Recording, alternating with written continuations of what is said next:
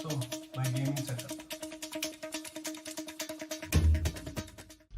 Hello, welcome to my YouTube channel എന്ന സ്ഥിരം cliché ഡയലോഗായിട്ട് തുടങ്ങാം. എൻ്റെ ഫസ്റ്റ് യൂട്യൂബ് വീഡിയോ ആണ്. കാര്യമായിട്ടൊന്നുമില്ല, ജസ്റ്റ് ഒരു ഗെയിമിംഗ് സെറ്റപ്പ് കാണിക്കാൻ വേണ്ടി കുറച്ച് പേര് പറയുന്നുണ്ടായി.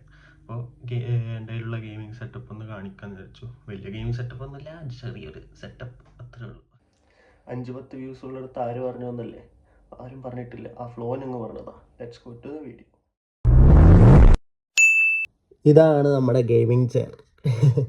ഗെയിമിംഗ് ചെയർ എന്നൊന്നും പറയാൻ പറ്റില്ലെങ്കിലും ഇതിലിരുന്ന് ഗെയിം കളിക്കുന്നുണ്ട്. ഇതാണിപ്പം നമ്മുടെ ഗെയിമിംഗ് ചെയർ. ഇതാണ് ഗൈസ് എൻ്റെ കയ്യിലുള്ള മൗസ്. ഗെയിമിംഗ് മൗസ് ഒന്നുമല്ല, നോർമൽ HP-യുടെ ഒരു മൗസാണ്. ഇതുകൊണ്ട് അത്യാവശ്യ കാര്യങ്ങളെല്ലാം നടക്കും, അങ്ങനെ വലിയ പ്രശ്നമില്ല. പിന്നെ മൗസ് മാറ്റ് എൻ്റെ കസിൻ്റെ കയ്യിൽ നിന്ന് ഞാൻ അടിച്ചുകൊണ്ട് വന്നതാണ്, മാമിയുടെ മോൻ്റെ കയ്യിൽ നിന്ന് അടിച്ചുകൊണ്ട് വന്നതാണ്. അപ്പോൾ അതിന് പൈസ ഒന്നും കൊടുത്ത് വാങ്ങിയല്ല, നോർമൽ മൗസ് മാറ്റും മൗസുമാണ്. ഇതാണ് എൻ്റെ കീബോർഡ്. HP-ൻ്റെ കീബോർഡാണ്, HP-യുടെ മെക്കാനിക്കൽ കീബോർഡാണ്. HP-യുടെ പ്രൊമോഷനായി വേറെ എന്ന് പറഞ്ഞാൽ HP-യുടെ മൗസ്, HP-യുടെ കീബോർഡ്. പക്ഷേ പ്രൊമോഷനൊന്നുമല്ല, HP ഇതുവരെ ഒന്നും സ്പോൺസറൊന്നും ചെയ്തിട്ടില്ല.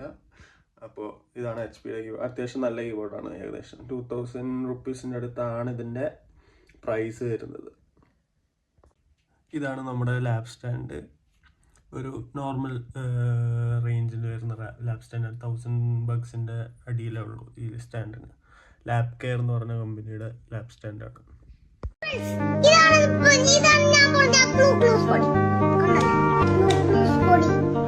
ഇവനാണ് നമ്മുടെ മെയിൻ അസ്യൂസിൻ്റെ ടഫ് A14 എന്ന് പറഞ്ഞ ലാപ്പാണ് എൻ്റെ കയ്യിലുള്ളത്.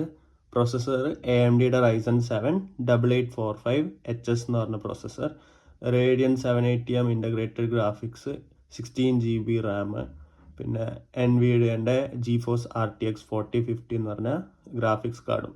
അതാണ് എൻ്റെ കയ്യിലുള്ള സ്പെസിഫിക്കേഷൻസ്. ഇതിൻ്റെ ഹയർ മോഡൽസ് അവൈലബിൾ ആണ്. എൻ്റെ കയ്യിലിപ്പോൾ ഈ മീഡിയം ഇതിൽ ഏകദേശം എല്ലാ എഡിറ്റിങ്ങും ഗെയിമിങ്ങും അത്യാവശ്യം എല്ലാം നടന്നുകൊണ്ട് GTA 5 എല്ലാം കളിക്കാൻ പറ്റുന്നുണ്ട്, കുഴപ്പമൊന്നുമില്ല. അപ്പോൾ ഇതാണ് എൻ്റെ ലാപ്പ്. അപ്പോൾ ഈ വീഡിയോ ലാസ്റ്റ് വരെ കണ്ടവർക്ക് താങ്ക് യു.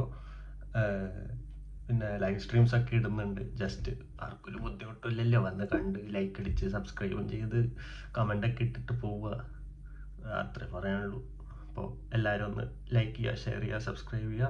അപ്പോൾ ഇനിയൊരു വീഡിയോ ഇടുന്നുണ്ടെങ്കിൽ ആ വീഡിയോയിൽ കാണാം. അത്രയായിരിക്കും, ബായ്. ഇതിലെ 80 മധുരമുണ്ട്.